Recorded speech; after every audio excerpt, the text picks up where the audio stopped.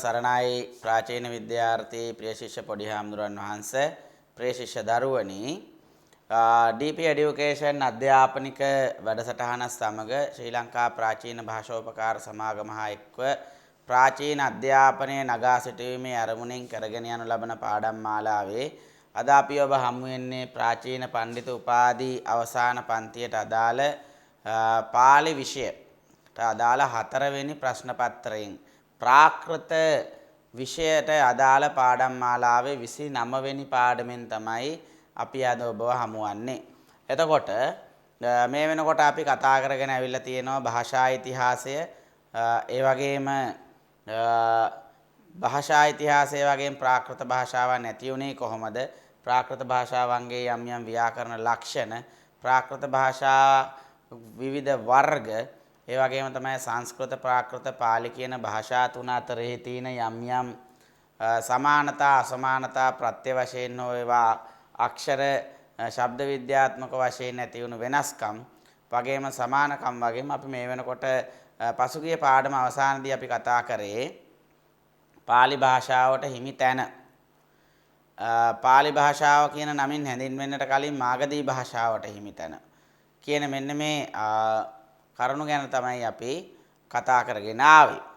අපි බලමු අද 29 වෙනි පාඩමේ මේ වෙලාවේදී මොනවාද අපිට දැන් මේ ප්‍රාකෘත භාෂාව පිළිබඳව හදාරමින් යන්නට තියෙන්නේ කියලා.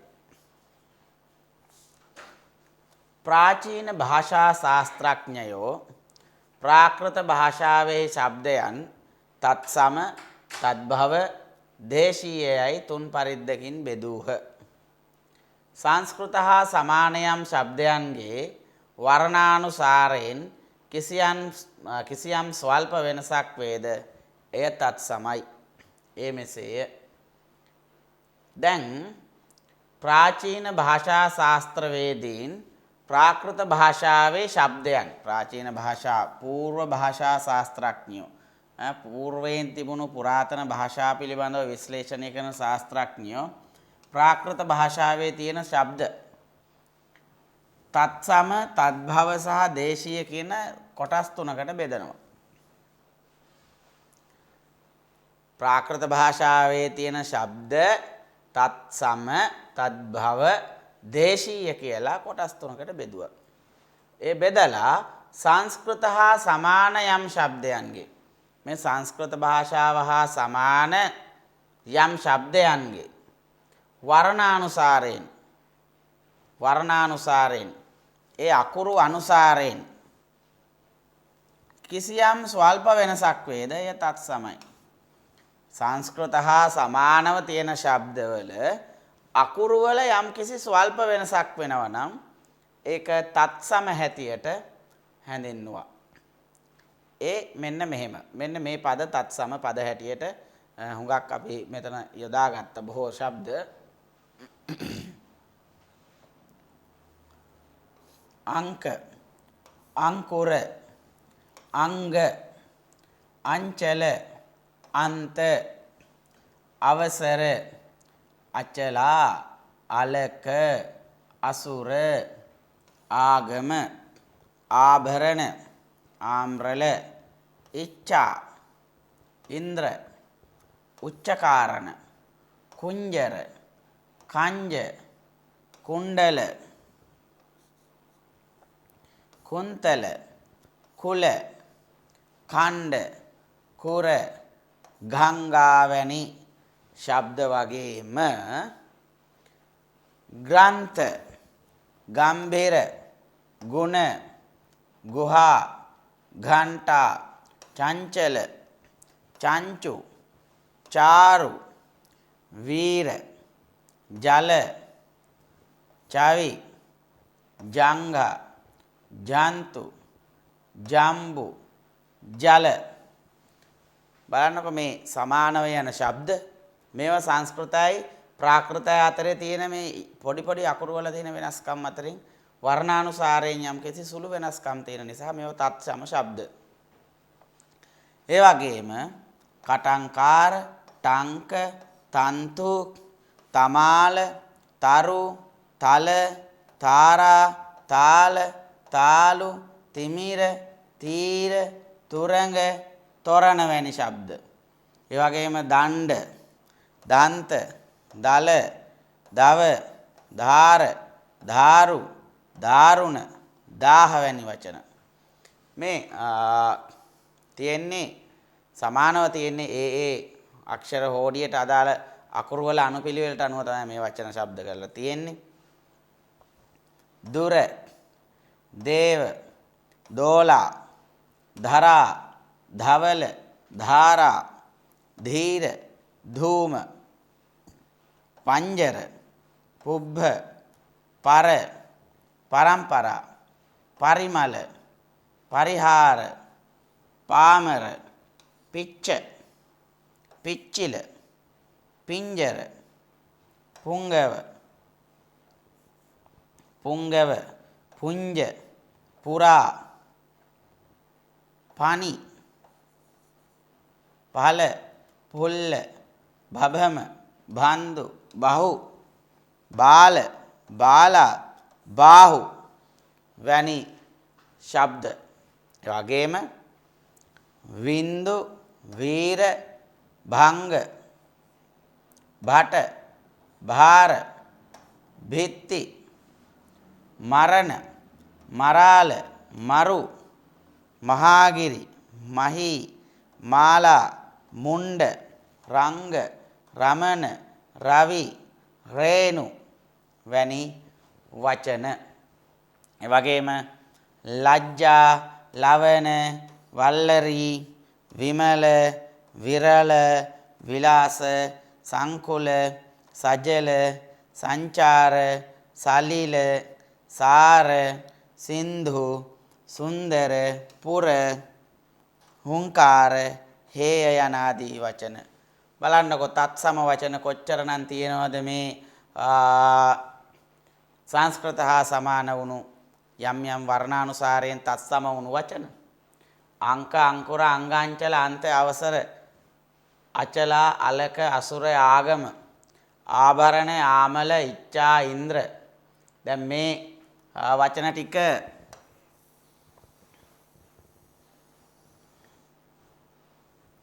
මෙතෙන්ට වෙනකම් මෙතෙන්ට වෙනකම්ම අයන්නෙන් පටන් ගන්න වචන. ආ කියන අකුරෙන් ආපු වචන.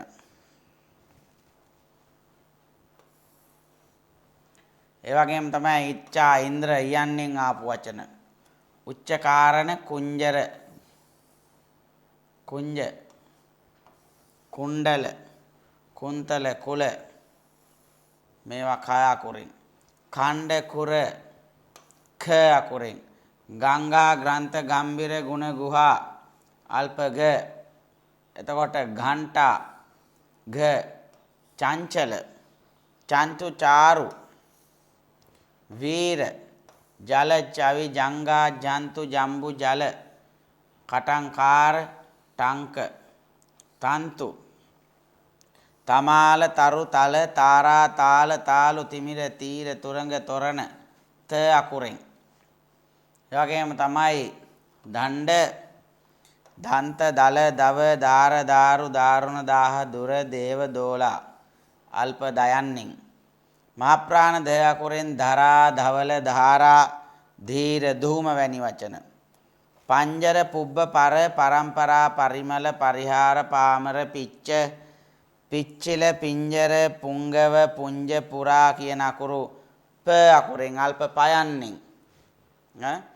එතකොට පනි, පල, පුල්ල මහ ප්‍රාණ ප අකුරෙන්. බබම, බන්දු, බහු, බාල, බාලා, බාහු බ අකුරෙන්. වින්දු, වීර ව අකුරෙන්. භංග, භට, භාර, භිත්ති මහ ප්‍රාණ භ. මරණ, මරාල, මරු, මහාගිරි, මහී, මාලා, මුණ්ඩ ම අකුරෙන්. රංග, රමණ, රවි, රේණු, ලජ්ජා, ලවණ, ලජ්ජා, ලවණ ල අකුරෙන්. ඒ වගේම තමයි වල්ලරී, විමල, විරල, විලාස ව අකුරෙන්. සංකූල, සජල, සංචාර, සලිල, සාර, සින්දු, සුන්දර, සුර සුරස අකුරෙන්. හුංකාර හේය හ අකුරෙන්. බලන්නකෝ. හෝඩියේ සෑම අකුරකින්ම පටන් ගන්නා වූ වචන මෙහිදී දකින්නට පුළුවන්. හෝඩියේ සෑම තැනකින්ම පටන් ගන්නා වූ වචන තමයි මේ තියෙන්නේ. එතකොට මේවා තත්සම වචන. මේ වචන එකතු කරගන්න. මේ වචන එකතු කරලා එක් රැස්වල කෘතියක් වශයෙන් හදාගන්න. එතකොට මේ සමාන මේ වචනවල අදහස යොදාගත්තාම හොයාගත්තාම මේ තේරුම හොයාගත්තාම මේ ඒ වචන ප්‍රාකෘත භාෂාවේ මේවා මේ සමානව යෙදිලා තියෙන කාරණේ ඔබට අවබෝධ කරගන්නට පුළුවන්. ඔබට අවබෝධ කරගන්නට පුළුවන්. එතකොට ප්‍රාකෘත භාෂාවන්ගේ දැන් සංස්කෘත සහ ප්‍රාකෘත භාෂා අකුරු අතර තියෙන විශේෂතා මේ තත්සම වචන ඒ ආකාරයෙන්ම ප්‍රාකෘත භාෂාවට හරවලා ලියන්නයි තියෙන්නේ. මේ වගේ ලොකු වෙනසක් නැහැනේ නේද? අනේ ඒක නිසා මේ වචන එකතු කරගන්න. මේ තියෙන විෂමතා මේ වෙනස්කම ලියලා මේ වචන ටික ලියා ගන්න. ඒක තමයි වැදගත් වෙන කාරණය. බලමු අපි.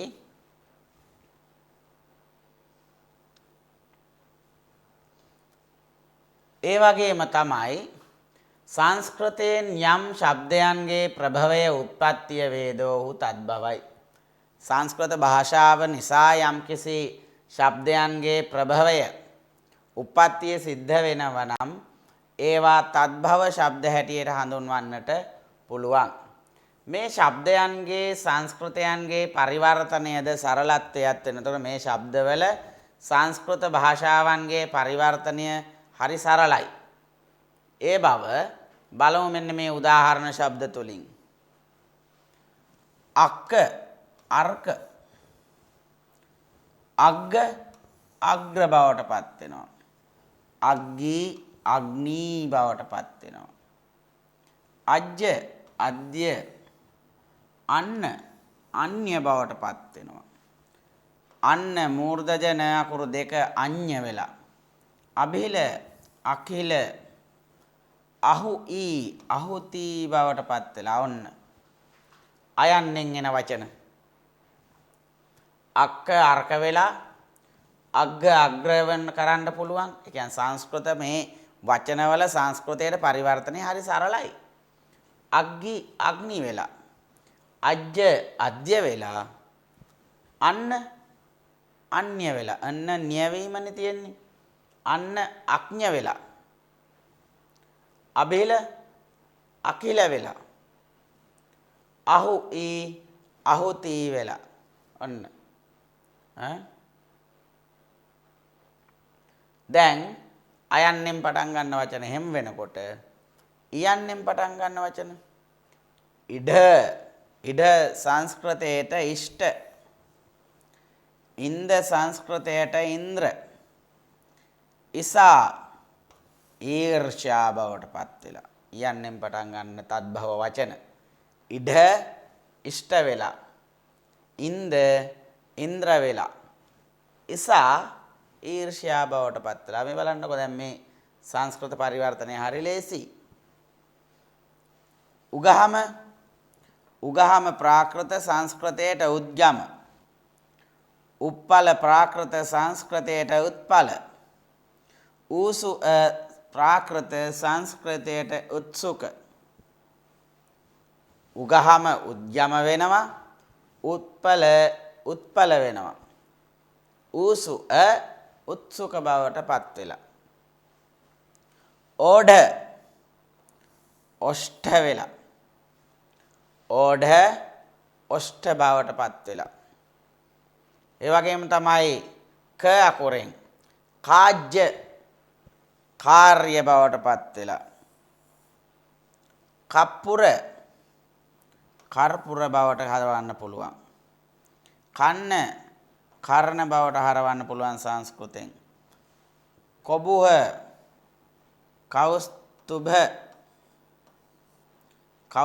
බවට හරවන්න පුළුවන්. කොබුහ කෞස්තුභ සංස්කෘතයට. කජ්ජොර කර්ජර වෙනවා සංස්කෘතයට. khajjur කර්ජර වෙනවා සංස්කෘතයට.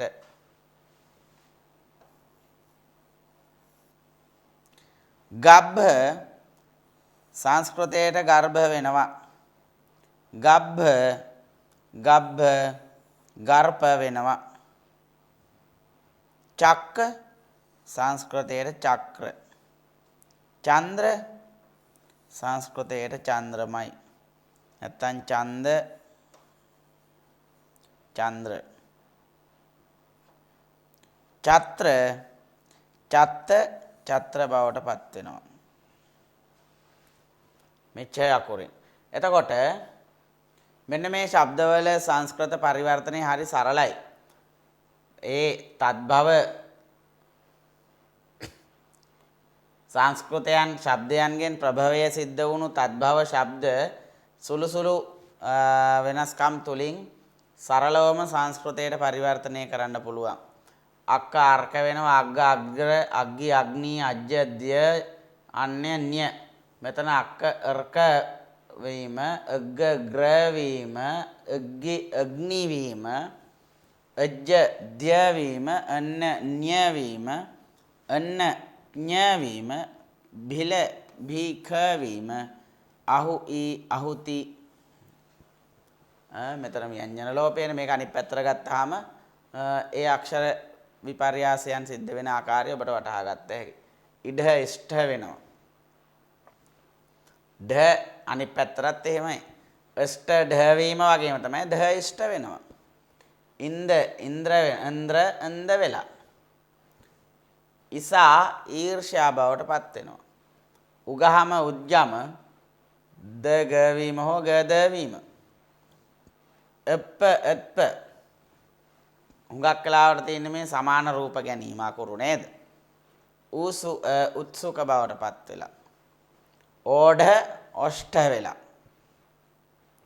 කාජ්‍ය කාර්ය වෙලා. කප්පුර කර්පූර වෙනකොට අර්ණ අන්න බවට පත් වෙලා හෝ අන්න අර්ණ වෙලා අනිත් පැත්තට විද්ද වෙලා. කොබුහ කෞස්තුභ බවට පත් වෙලා. කර්ජුර කර්ජර බවට පත් වෙලා. අර්ජ අජ්ජ වෙලා හෝ අජ්ජු අර්ජ වෙලා. ගබ්බ ගර්භ වෙලා අර්භ අබ්බ වෙලා. ගබ්බ ගර්ප වෙලා. ගබ්බ ගර්ප වෙලා. බ අර්ප වෙලා හෝ අර්ප අබ්බ වීම. එක්ක ක්‍ර වීම හෝ ක්‍ර එක්ක වීම. ඉන්ද්‍ර වීම. එත්ත ත්‍ර වීම කියන සිද්ධීන් මෙතන සිද්ධ වෙලා තියෙනවා. බලමු. ඉදිරියටත් ඔය වගේ ශබ්ද ටිකක් තියෙනවා අපිට ඉගෙන ගන්නට.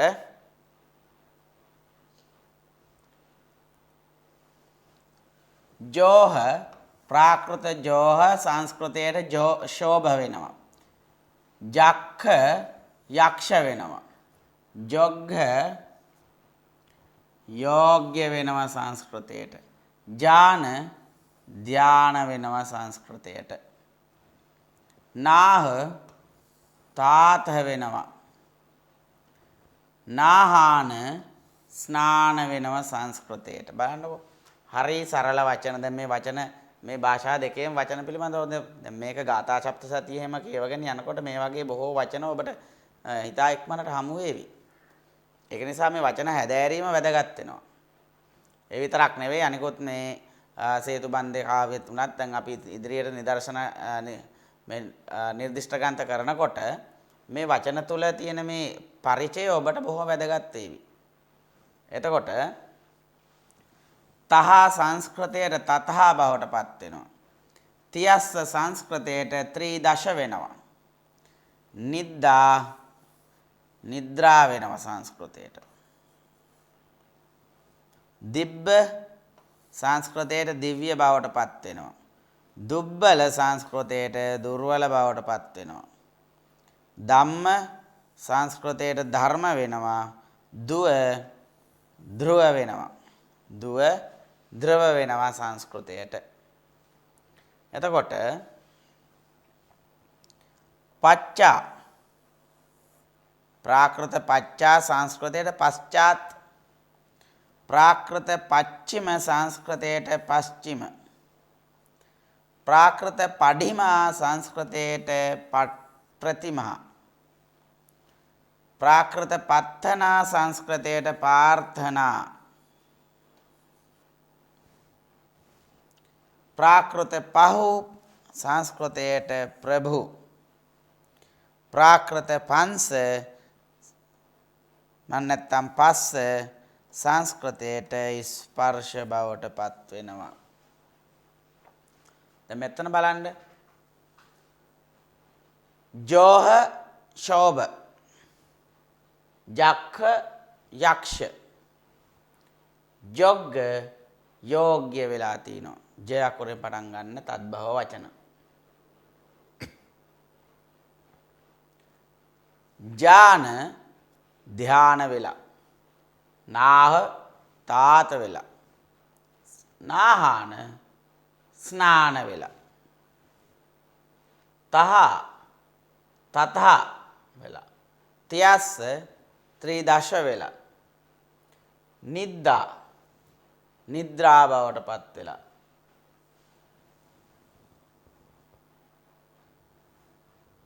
දිබ්බ දිව්‍ය බවට පත් වෙනවා. දුබ්බල දුර්වල. ධම්ම ධර්ම වෙනවා. දුව ධ්‍රුව වෙනවා. පච්චා පශ්චාත් වෙනවා. පච්චිම පශ්චිම වෙනවා. පඩිමා ප්‍රතිමා වෙනවා. පත්තනා ප්‍රාර්ථනා වෙනවා. ඒ වගේම තමයි පහු ප්‍රභූ බවට පත් වෙනවා. පංස පස්ස කියන පද ස්පර්ශ බවට පත් වෙනවා. දැන් මේ සංස්කෘත වචනය ප්‍රාකෘතයට පෙරලීමේදීත් දැන් ක්ෂ ජ වීමනේ මෙතන තියෙන්නේ. ඒකම අනිත් පැත්තට ප්‍රාකෘත වචනය සංස්කෘතයට පෙරලීමේදී ජ ක්ෂ වීම. මෙතන එක්ක යක්ෂ වෙනවා. එක්ක යක්ෂ වෙනවා. එක්ෂ එක්ක වෙනවා.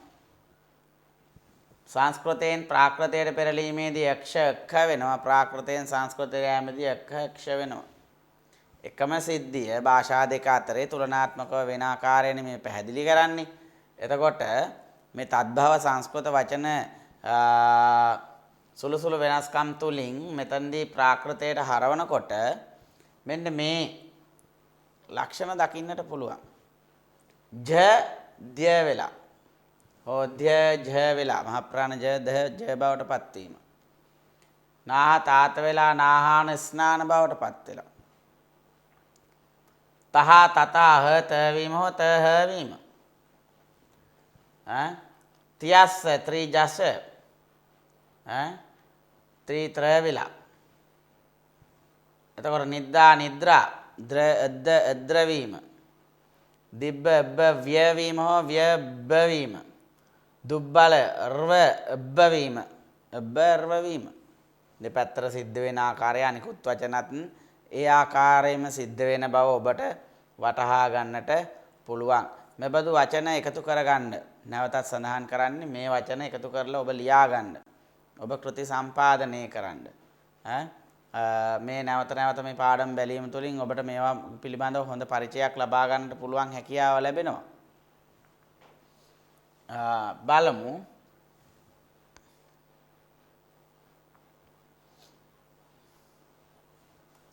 බහු කියන ශබ්දය පාලියෙන් ප්‍රාකෘතයෙන් බහු සංස්කෘතයට බදු බොර බදර බවට පත් වෙනවා.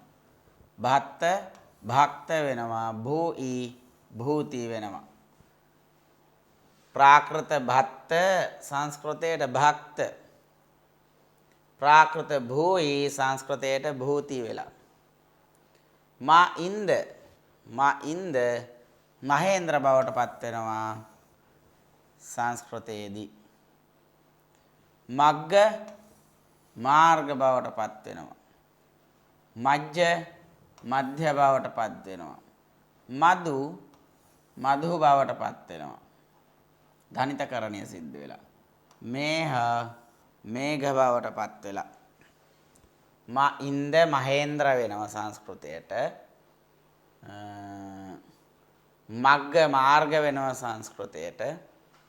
මධ්‍ය වෙනවා සංස්කෘතයට.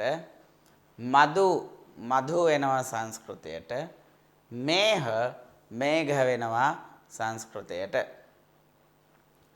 රන්න අරණ්‍ය වෙනවා සංස්කෘතයට. රන්න අරණ්‍ය වෙනවා සංස්කෘතයට. රුහිර සංස්කෘතයට හැරෙනකොට රුධිර වෙනවා. එතකොට ලඝු වෙලා. සලල සල්්‍ය වෙලා. සකී වෙනවා. ශාඛා බවට පත් වෙනවා. සිංහ බවට පත් වෙලා. හෘදය බවට පත් වෙනවා. අපි කලිනුත් ඉගෙන ගත්තා. මේ තවත් ශබ්ද තියෙනවා. දැන් මේ ඒ අකුරු වලින් පටන් ගන්න වචන මම මෙතන මේ වෙන් වශයෙන් දක්වන්නේ. බහු සංස්කෘතයට බදු වෙනවා. බොර සංස්කෘතයට බදර වෙනවා. එතකොට බත්ත සංස්කෘතයට භක්ත වෙනවා. ඊ සංස්කෘතයට භූති වෙනවා. භූති බවට පත් වෙනවා. මහේන්ද්‍ර බවට පත් වෙනවා. මග්ග මාර්ග බවට පත් වෙනවා සංස්කෘතයට. මධ්‍ය වෙනවා. මధు වෙනවා. මේඝ වෙනවා සංස්කෘතයට. රන්න කියන ප්‍රාකෘත වචනය අරණ්‍ය වෙනවා සංස්කෘතයෙන්. රුහිර කියන ප්‍රාකෘත වචනය රුධිර වෙනවා සංස්කෘතයට. ලහු කියන ප්‍රාකෘත වචනය ලඝු වෙනවා සංස්කෘතයට. ලඝු මාත්‍ර නේද? එතකොට සලල සල්්‍ය, සකී, ශාඛා, සිංහ වෙලා සංස්කෘත භාෂාවට හැරෙනකොට. හෘදය බවට පත් වෙනවා. හෘදය බවට පත් වෙනවා. මෙතන ඊවීම සහ ව්‍යංජන ලෝපය සිද්ධ වෙලා ස්වරය ඉතුරු වෙලා නේද? අපි මේ කලිනුත් මේ කරුණු පිළිබඳව යම් කරුණු අපි කතා කරා. මේ පද හැදෙන එක මධ්‍යතන යුගයෙන් පුරාතන යුගයෙන් මධ්‍යතන යුගයට මේදී සිද්ධ වුණු භාෂා පරිණාමීය ලක්ෂණ පිළිබඳව අපි මේ කරුණු පිළිබඳව අපි කතා කරමු. මුලින් නැවතත් ඔබේ වැඩිදුර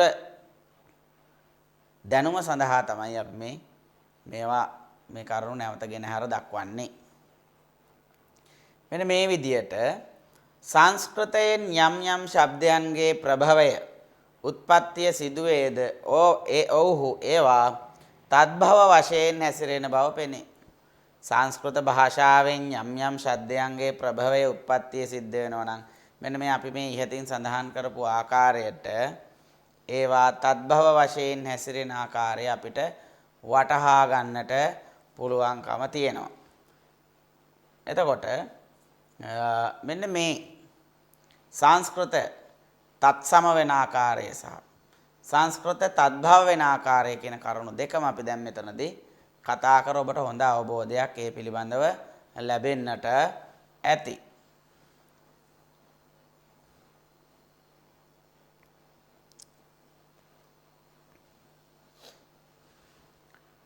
එතකොට ප්‍රාකෘත ව්‍යාකරණය තුළ සංස්කෘතය හා සමග යම් ශබ්ද කෙනෙකුන්ගේ සමානත්වයක් නැද්ද? යම් ශබ්ද කෙනෙකුන් සාධාරණ මනුෂ්‍යයන්ගේ කතා ව්‍යවහාරයේහි භාෂාවේ විවහාර කරන ලදද? ඔව්හු ඒවා දේශීයයි කියති. තද්භවත් තත්සමෝ දේශීයයිත්‍යේ කාක් ප්‍රාකෘත ක්‍රමාක්‍රාව්‍යාදර්ශය. දැන් සංස්කෘතයේ සමග යම්කිසි ශබ්දයක් තියෙනවා නම් ඒ ශබ්දවල මේ සංස්කෘත භාෂාව සමග සමානත්වයක් දකින්නට නැත්නම්, ඒ වගේම තමයි යම්කිසි ශබ්දයක් තියෙනවා නම් ඒ ශබ්දය මේ සමාජය තුළ සාධාරණව මිනිසයන්ගේ කතා විවහාරයේහි එමන් නැත්නම් කතා විවහාර භාෂාවෙහි භාවිතා කරන ලද ශබ්ද නම් සංස්කෘතයේහි දක්නට නැති සාමාන්‍ය ජනතාව අතර භාවිතා කරන්නට යෙදුණු වචන නම් අන්න ඒ වචන සඳහන් කරනවා දේශීය කියන නාමයෙන්. එතකොට ඒ කාරණය මේ අපි හිතන කතා කරපු කාරණා දෙකත් සමග මේ කාරණය සඳහන් කරනවා කාව්‍යාදර්ශයේදී තත්භවත් තත්සමෝ දේශීයයි තේකාක් ප්‍රාකෘත ක්‍රමක් දණ්ඩින් සඳහන් කරනවා තත්භව තත්සමෝ තත්භව සහ තත්සම දේශීයයි තේකාක් දේශීයයි තේකාක් ප්‍රාකෘතකමක් තුන් ආකාර ප්‍රාකෘතකම තියෙනවා කියලා. තත්භව තත්සම අපි දැන් කතා කරා අපිට දැන් තියෙන්නේ දේශීයව ප්‍රාකෘත භාෂාවට පමණක් අනන්‍ය වුණු වචන පිළිබඳව කතා කරන්නට. මොනවද අනන්‍ය වුණු වචන? අලුංකන කියනවා සංස්කෘත ස්පර්ශ ශබ්දයට. අහ කියනවා සංස්කෘත පශ්චාත කියන ශබ්දයට. මේවා එකකට එකක් වෙනස්. උම්බා කියනවා ශුෂ්ක කියන අදහසට. ඔහුර කියනවා අවාම්මුඛ කියන ශබ්දයට. කසබ්බ කියනවා කර්කශ් කියන ශබ්දයට කර්කශ භාවය. කුතත කියනවා කුත්ත කියනවා නිමග්න කුතත නිමග්න. කුප්ප නිමජ්ජති නිමග්න වෙනවා. කුප්ප කියනවා නිමජ්ජති. චංග චංග සුන්දර කියන වචනයට. චක්ඛ කියනවා ආශ්වාදයති කියන වචනයට. චක්ඛ කියනවා ආශ්වාදයති කියන වචනයට. චුඩුප්ප ක්ෂත චුඩුප්ප කියනවා ක්ෂත කියන ශබ්දයට.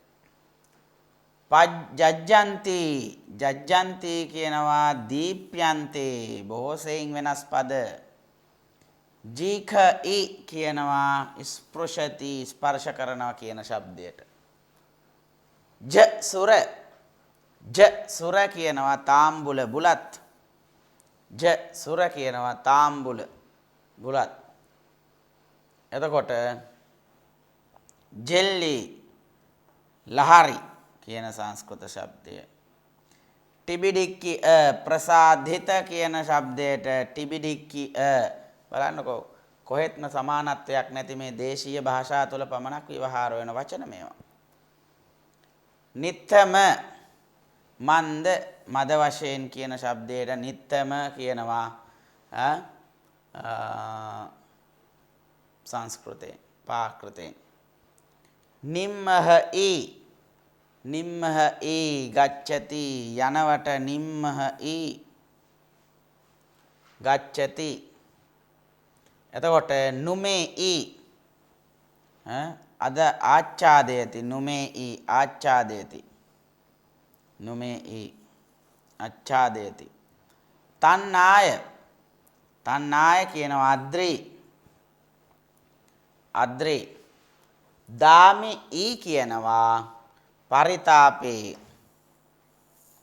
පරිතාපේ දාමි දැවෙනවා කියන අදහස. නීපහ පශ්‍යත බලව් පශ්‍යත නීපහ පශ්‍යත මධ්‍යම පුරුෂ බහුවචනේ ලෝට් ලකාරේ නීපහ පශ්‍යත බලව් නුඹලා බලව්. පලහ කාර්ශාස පලහ කාර්පාස පලහ. පලෙට්ට පර්යස්ත පලෙට්ට. පාරත්ති පත්‍රිකාවට කියන්නේ පාරත්ති. ප්‍රාකෘතයෙන් පාරත්ති සංස්කෘතයෙන් පත්‍රිකා. පාරි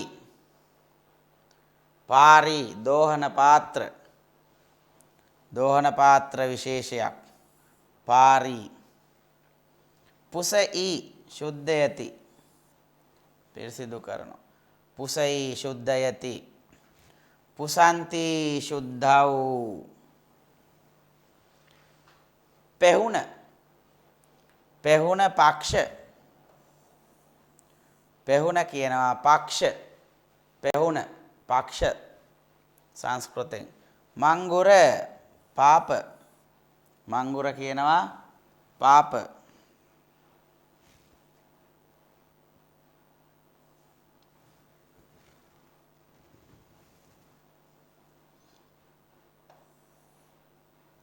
මංගුර පාප. මඩහ අල්ප ස්වල්ප කියන අදහස. විච්ඡඩ්ඩ සමූහ සමූහය කියන අදහස විච්ඡඩ්ඩ. විශ්වප්ප රාහුට කියන්නේ විශ්වප්ප රාහු විශ්වප්ප රාහු කොහෙත්ම සමාන නැති වචන. විඩහත්ත අර්ජිත විඩහත්ත අර්ජිත. සයරාහ ශීඝ්‍රං ශීඝ්‍රයෙන් කියන අර්ථයෙන් සයරාහ. හිර ප්‍රාත්ත ප්‍රාතත ප්‍රාත්ත. හූතත අභිමුඛ අභිමුඛ. ගේඩ ගේඩ කියනවා අර්ධස්ථිත යනාදී වචන. බලන්නකො දේශීය වචන කොච්චර තියෙනවද කියලා.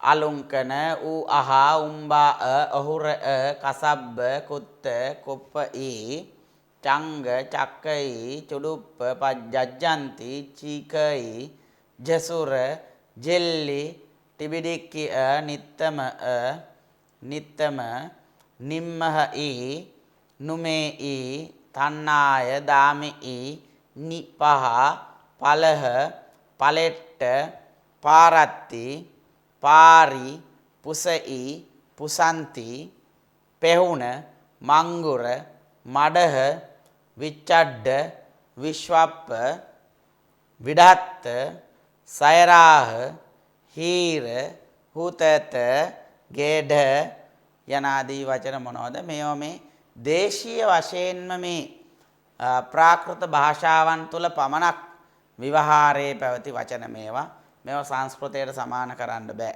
සංස්කෘත වලට මේකට අදාළ වෙනත් වචන සංස්කෘත වචන තියෙනවා සංස්කෘත භාෂාව තුළ. අලුංකන කියන්නේ ස්පර්ශයට. ඌහ කියන්නේ පශ්චාත කියන එකට. උම්බා ශුෂ්ක. අවාම්මුක ඔහුර. කසබ්බ කියන්නේ කර්කශ. කූතත කියන්නේ නිමග්න. කුප්පයි කියන්නේ නිමජ්ජති. චංග කියන්නේ සුන්දර. චක්ඛයි කියන්නේ ආස්වාදනය කරනවට ආස්වාදයති. චුඩුප්ප ක්ෂත ජජ්ජන්ති කියන්නේ දීප්‍යන්තේ බබලතේ කියන එකට.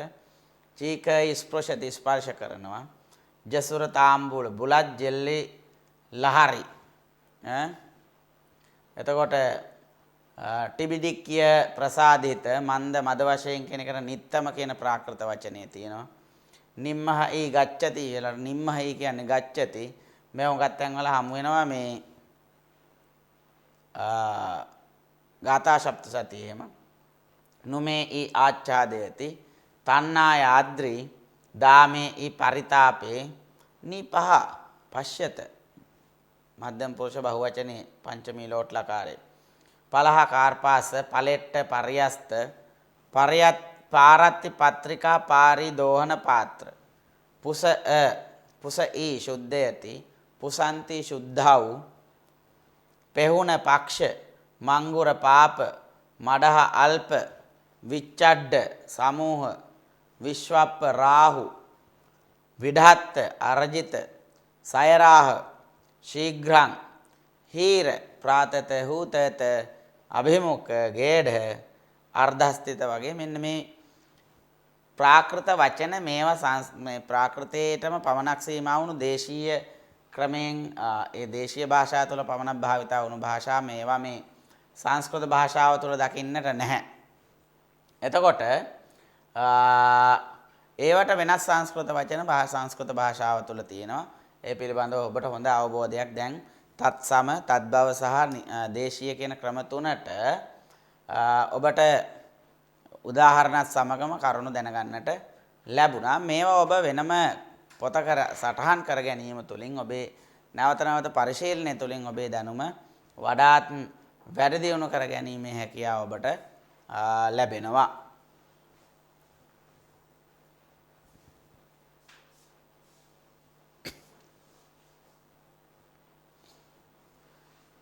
සංස්කෘත රූපයන්ගේ ප්‍රකෘතියෙන් නිපන් බැවින් ප්‍රාකෘතයයි කිසිවෙක් කියති. ඔහුගේ ක්‍රම ව්‍යවස්ථාව සංස්කෘතයෙන් උපන් බැවින්ද සංස්කෘතයට සමාන බැවින්ද ඒ දේශයන්හි ව්‍යවහෘත විධයෙන්ද බහුවිධයි. එහි ප්‍රකෘෂ්ඨ වශයෙන් සංස්කෘතයෙන් උපන්නී මහාරාෂ්ට්‍රී භාෂාවයි. මහාරාෂ්ට්‍රාශ්‍රයාං භාෂා ප්‍රකෘෂ්ඨං ප්‍රාකෘතං විදුක් කාව්‍ය ආදර්ශය. අනික් ඒවා ඒ දේශයෙහි පැවති විලාස වශයෙනි. ඇතැම් කෙනෙක් දේශීය ප්‍රාකෘතයන්ගේ සංස්කෘත සාදෘශ්‍ය ඇති බැවින් භේද දෙකක් යයි කියයි. සියලු ප්‍රාකෘත භාෂාවන් සංස්කෘතයෙන් උපන් බැවින් ක්‍රියාකාරක සම්බන්ධ අන්වය ආදීන්ගේ වශයෙන් සංස්කෘතයට සමාන බැවින්ද මියුහු රාෂ්ට්‍රයාදී ඒ දේශයන්හි ව්‍යවහෘත බැවින්ද සංස්කෘතයෙන් නිපන් බැවින්ද මෙබඳු කරුණු තුනක් ඇත්තේ කියලා සඳහන් කරනවා. ඒ කියන්නේ තත්බව තත්සම දේශීය කියන ක්‍රම තුන.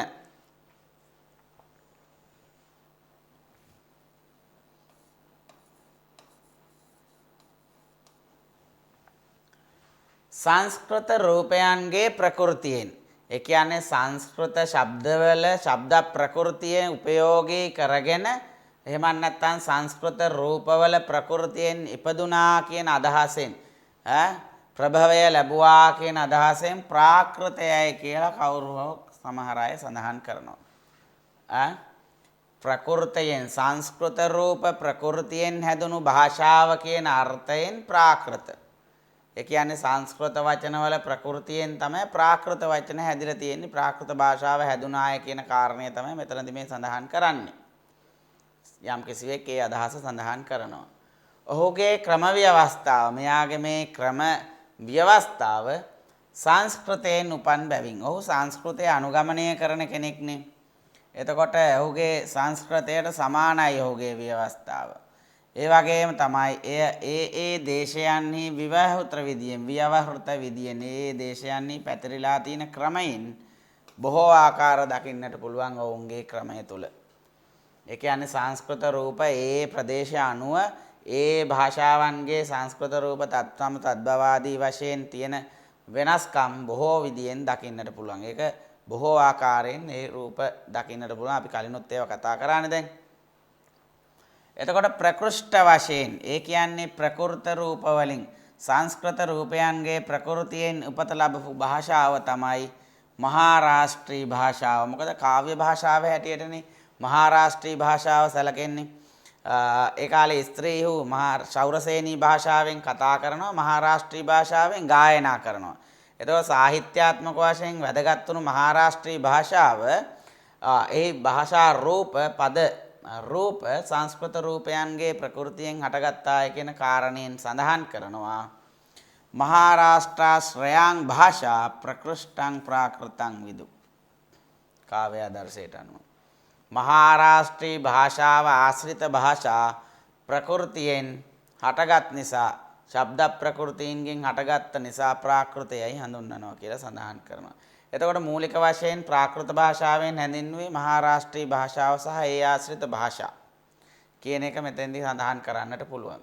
ඒ කියන්නේ සංස්කෘත රූපවල ප්‍රකෘතියෙන් හැදුණු නිසා ප්‍රාකෘත කියනවා. සංස්කෘත රූපවල ශබ්ද ප්‍රකෘති තියෙනවා. ඒ ශබ්ද ප්‍රකෘති උපයෝගී කරගෙන තමයි ප්‍රාකෘත ශබ්ද හැදිලා තියෙන්නේ කියන කාරණය. එතකොට ඔහුගේ ක්‍රමය සංස්කෘතයෙන් තමයි ඉපදිලා තියෙන්නේ. ඔහු සංස්කෘතයට අනුව තමයි හිතන්නේ. ඒතකොට සංස්කෘතයට සමාන තියෙන වචන ඒ සෑම දේශයකම සංස්කෘතයට සමානව තියෙන වචන බොහෝ ප්‍රමාණයක් තියෙනවා. එතකොට ඒවා සලකලා බැලුවාම නමුත් දණ්ඩීන්ට අනුව ප්‍රකෘති වශයෙන් සංස්කෘතයෙන් උපත ලැබූ භාෂාව තමයි මහාරාෂ්ට්‍රී භාෂාව. ඒ කියන්නේ මහාරාෂ්ට්‍රාශ්‍රයං භාෂා ප්‍රකෘෂ්ඨං ප්‍රාකෘතං විදු කියලා සඳහන් කරන්නේ ඒක නිසා. ඒ කාව්‍යාදර්ශයේ දකින්න තියෙන කාරණයක්.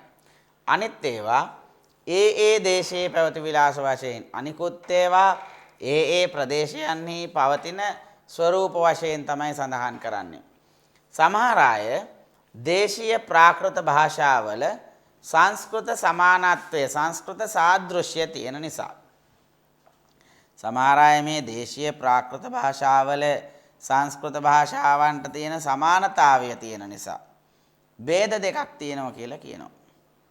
එතකොට සියලු ප්‍රාකෘත භාෂාවන් සංස්කෘතයෙන් උපත ලැබපු බැවින් ක්‍රියාකාරක සම්බන්ධ අන්වය ආදීන්ගේ වශයෙන් සංස්කෘතයට සමාන බැවින් මේවා රාष्ट्राදී ඒ දේශයන්හි ව්‍යවහෘත බැවින්ද සංස්කෘතයෙන් නිපන් බැවින්ද මෙබඳු කරුණු තුනක් ඇත්තේය. දේශීය ප්‍රාකෘත භාෂාවල මේ සංස්කෘත භාෂාවට තියෙන සමානතාවය නිසා මොහු සඳහන් කරනවා සියලු ප්‍රාකෘත භාෂා ඇති වුණේ සංස්කෘත භාෂාවෙන්. එතකොට ක්‍රියාකාරක ක්‍රියාව කරන කෙනාගේ සම්බන්ධ අන්වය ඔහුගේ සම්බන්ධ පිළිවෙල ආදියේ සංස්කෘතයට සමානයි කියලා. ඒ කියන්නේ ක්‍රියාකාරක සම්බන්ධය පිළිවෙල සංස්කෘතයට සමානයි. ක්‍රියාකාරක සම්බන්ධ අන්වය ආදී වශයෙන් සංස්කෘතයට සමානයි. ඒක තමයි මේ දේශීය ප්‍රාකෘතයන්ගේ තියෙන සමාන සාදෘශ්‍ය භාවය. ක්‍රියාකාරක සම්බන්ධය සහ අන්වය කියන කරුණු දෙකෙන් සමානයි කියන එක තමයි මොහු සඳහන් කරන්නේ.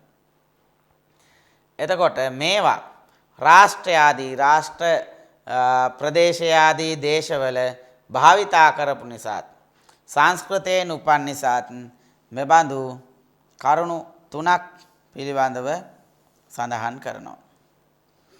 එතකොට මහාරාෂ්ට්‍රීය භාෂාව තමයි සංස්කෘතයේ ප්‍රකෘති ස්වරූපයෙන් උපත ලැබූ භාෂාව කියන එක කාව්‍ය ආදර්ශයේදී සඳහන් කරනවා.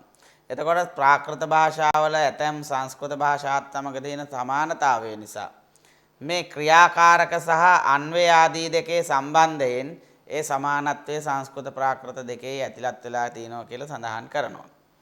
එතකොට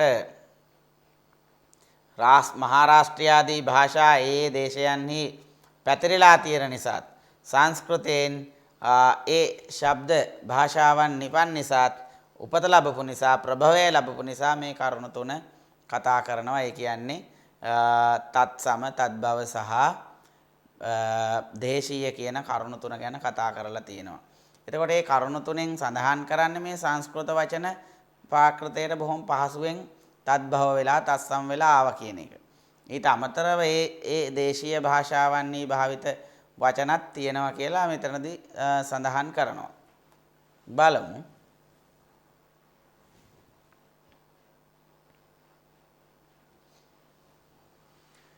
ඒ ප්‍රාකෘතයන්ගේ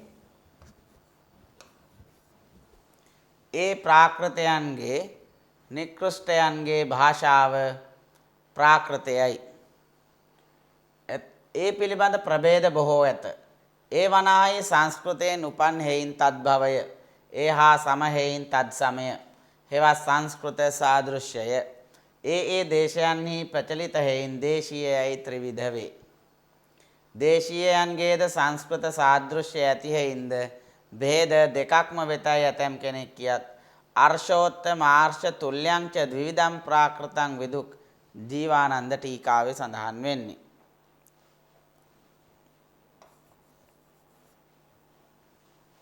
ජීවානන්ද ටීකාවේ සඳහන් වෙනවා. වරරුචිහු විසින් හුදෙක් කෝමල ප්‍රාකෘතයන්ගේ ලක්ෂණ චතුර්විධ කොට ලියන ලදී. මහාරාෂ්ට්‍රී සෞරසේනී මාගදී පයිසාචි යනුවෙනි. එහි මහාරාෂ්ට්‍රී ප්‍රාකෘතයම ශිෂ්ටද ශ්‍රේෂ්ඨද වේ. එයම සාහිත්‍ය විචාරයට යෝග්‍ය වේ.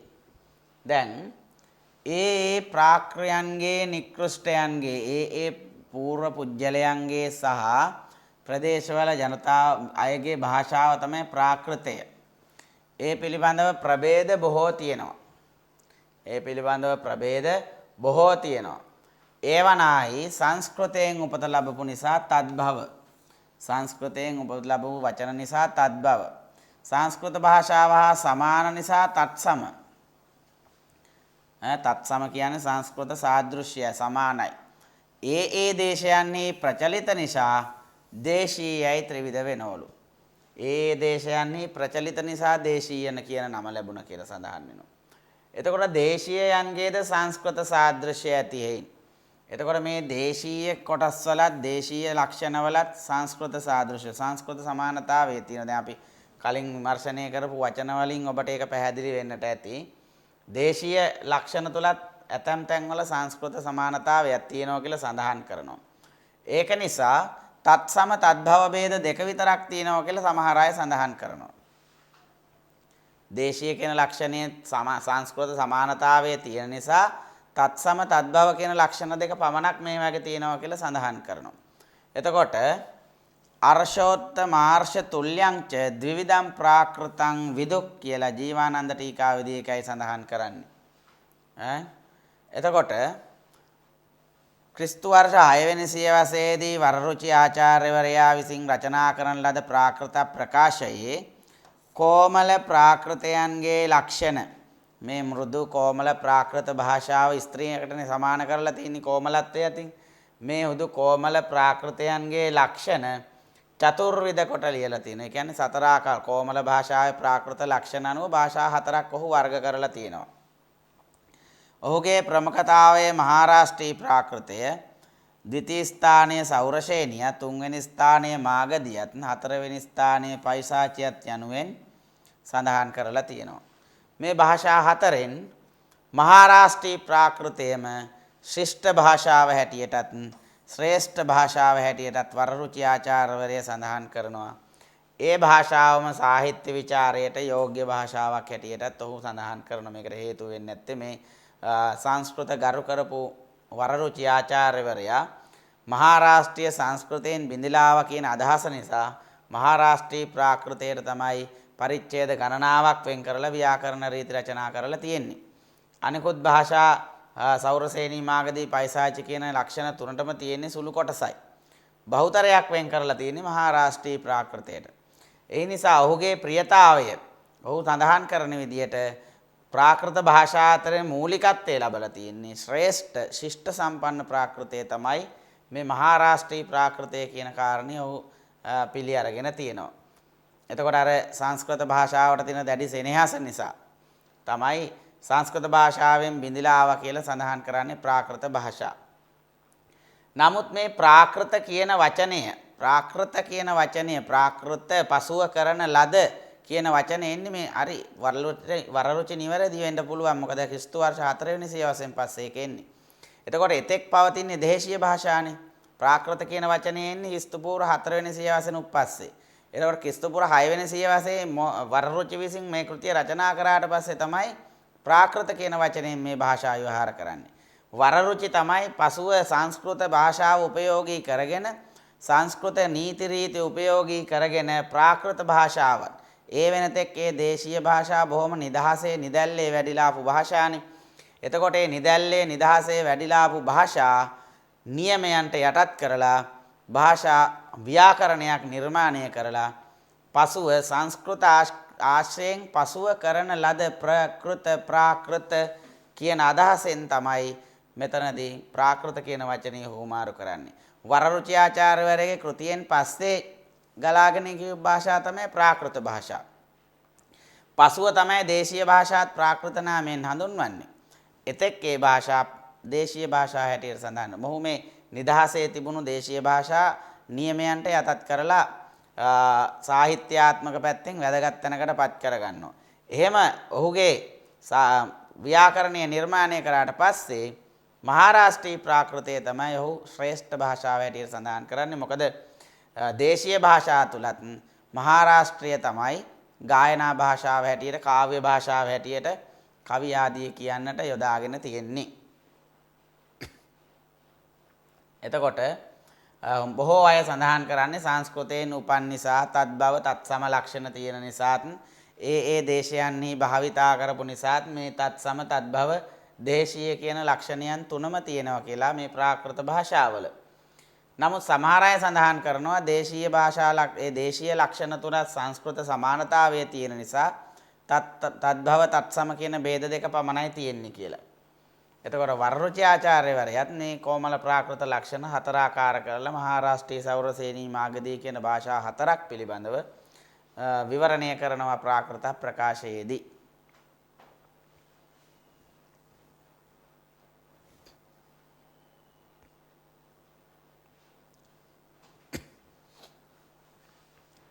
වරරුචි විසින් ප්‍රථම පරිච්ඡේදයන්හි මේ මහාරාෂ්ට්‍ර භාෂාවගේ ලක්ෂණ දක්වන ලදී.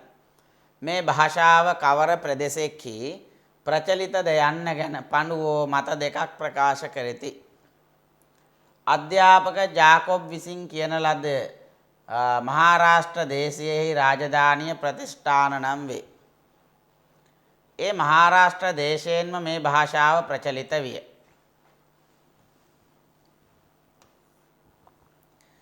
එතෙක් ඇති හෝර්ලි පඬිවරයා විසින් වර්තමාන මහාරාෂ්ට්‍රීය භාෂාව සමග මේ ප්‍රාකෘතයාගේ කිසියම් සාදෘශ්‍යයක් නොදැක ඔහු විසින් මෙසේ කියන ලදී. මේ ප්‍රාකෘත භාෂාව වනාහි සමස්ත ආර්යාවර්තයේම සભ્ય සමාජයේහි ප්‍රචලිත විය.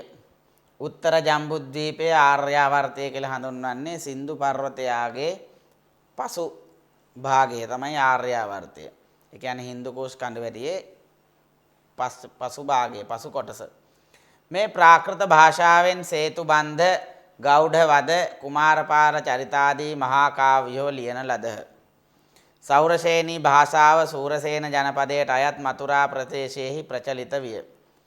පණ්ඩිත මත අනුසාරයෙන් සෞරසේනී භාෂාව කතා ව්‍යවහාර භාෂාවම විය. නාටකයන්හි උච්චයේනීය ස්ත්‍රීහු සෞරසේනී භාෂාවෙන්ම වාගාලාපය කළෝය. දැන් වරරුචි ආචාර්ය විසින් ප්‍රථම පරිච්ඡේදයන්හි මේ පළවෙනි පරිච්ඡේද වෙන් කරලා තියෙන්නේ වරරුචි ආචාර්යවරයා මහාරාෂ්ට්‍ර භාෂාවේ ලක්ෂණ විස්තර කරන්නට තමයි වරරුචි මේ පළවෙනි පරිච්ඡේදය වෙන් කරලා තියෙන්නේ. එතකොට මේ භාෂාව කවර ප්‍රදේශවල ප්‍රචලිත වෙලා තිබුණද කියන එක ගැන මත දෙකක් ප්‍රකාශ කරනවා.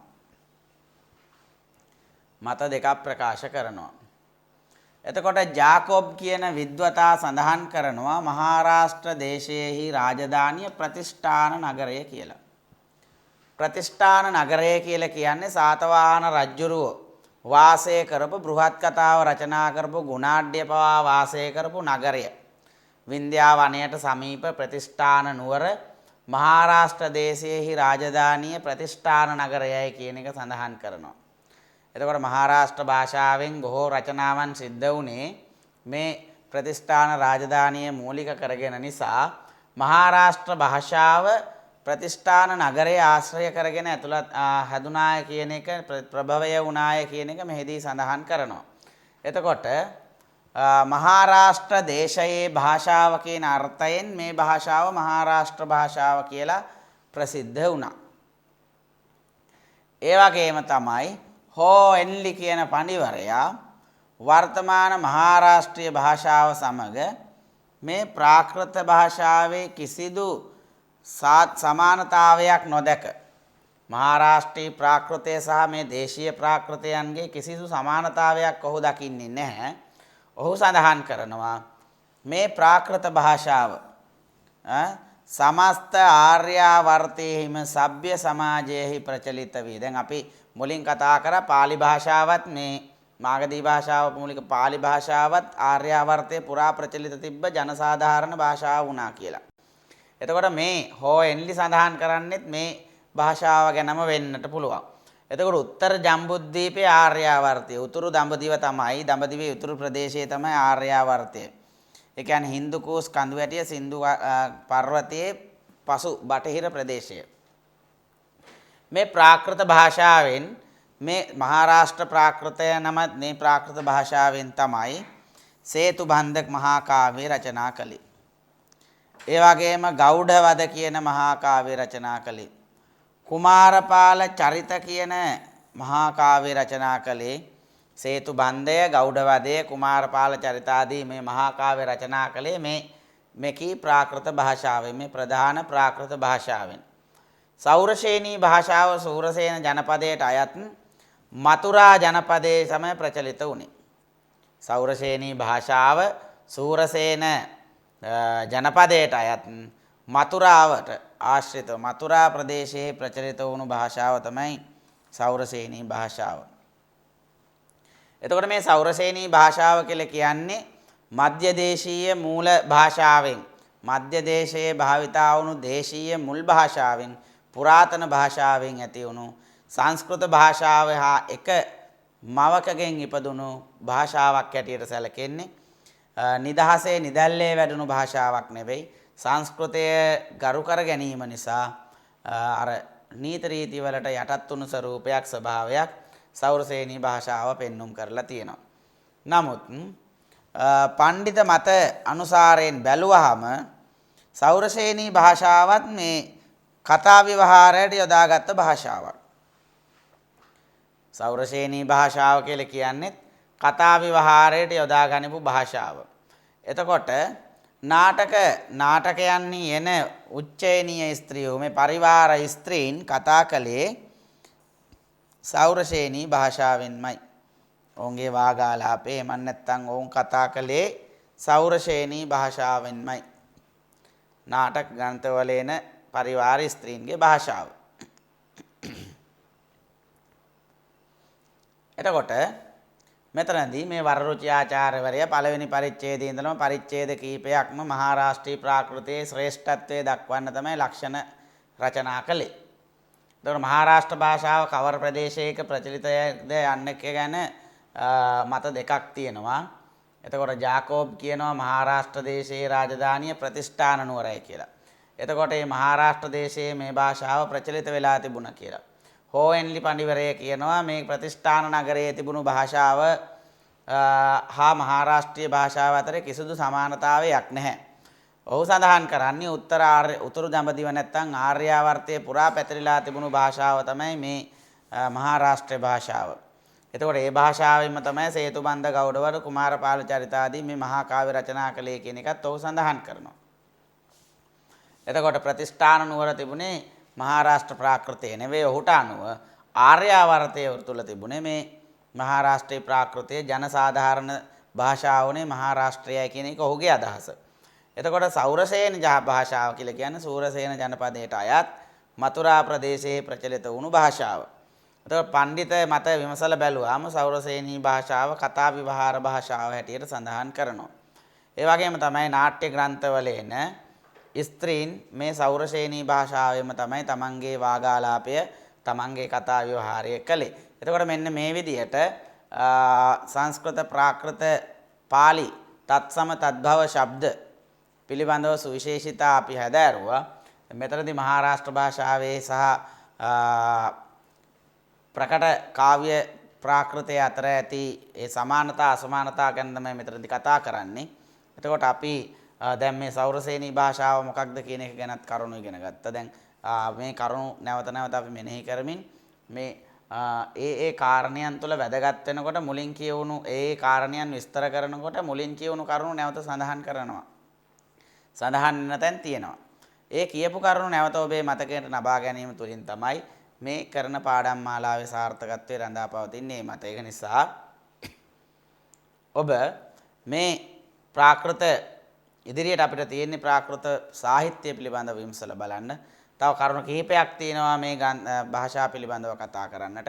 ඒ කරුණුත් සමග අපි ඉදිරි පාඩමකින් හමු වෙමු. මෙසේ හමු වෙන තෙක් සියලු දෙනාටම තෙරුවන් සරණ ප්‍රාර්ථනා කරමි. සප්පදානං ධම්මදානං ජිනාති.